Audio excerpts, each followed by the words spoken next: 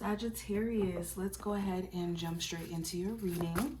This is going to be direct messages from your spirit guides. If you are new here and you want to see future readings from me, make sure that you subscribe and hit the notification bell. And let's jump straight in. First card we have is the door to romance. We have true love, the honoring path, and deserving. Interesting. So right off the bat, Sagittarius, when it comes to connecting with people romantically, it's important that you surround yourself with people who are genuine and who have the capacity to give the same type of love that you're willing to give. And a lot of you have been on this self-love journey for some time now, taking the time out to understand like what it means truly to appreciate, qualities about yourself, and setting boundaries and understanding what you will and will not do to yourself to where you won't allow other people to do to you. It's just important that you don't put your heart under lock and key behind a whole bunch of doors, also wanting to connect with people on a genuine basis.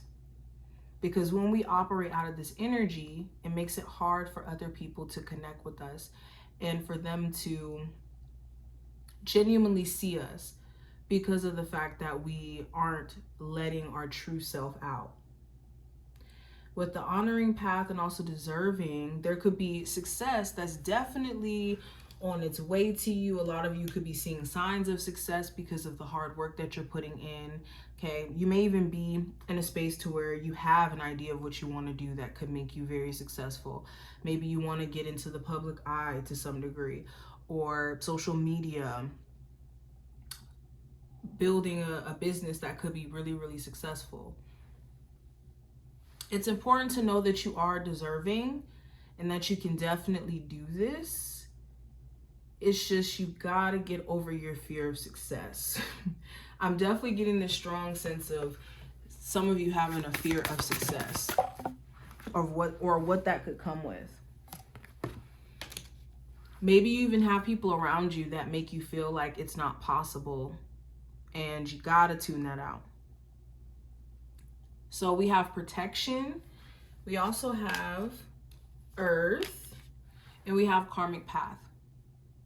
So if you've been in this space of just feeling like, oh, I don't know if certain people have good intentions for me, or I don't know if I take this leap of faith, if this is gonna backfire, it's important that you lead with a level of understanding that you're protected, but not in the sense where you're being naive to challenges that could come across your path. It's good that you're taking in consideration of what these challenges may be. It's just don't go into a space of letting those challenges talk you out of it. If anything, preparation is the key to success. So if this is a business that you're afraid to start and wonder if you're going to be, not successful at it, do everything in the process to feel more prepared.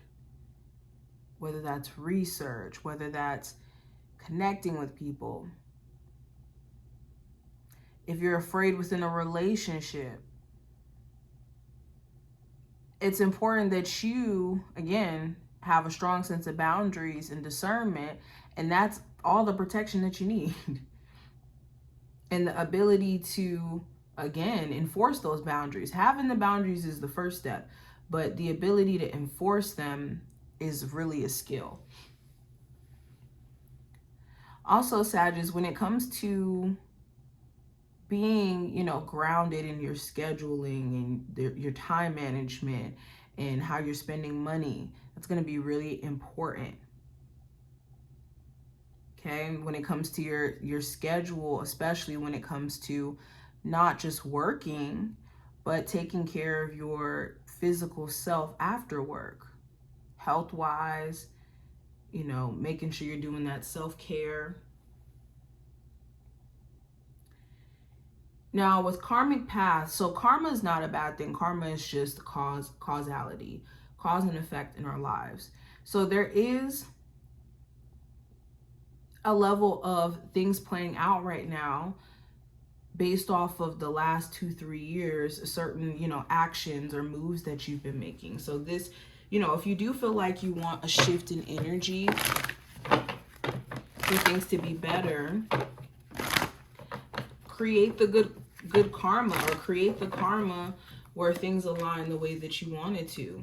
So if you want to make more money, go into the space of doing the things that's going to make you more money. And then allowing things to just create a chain reaction after that.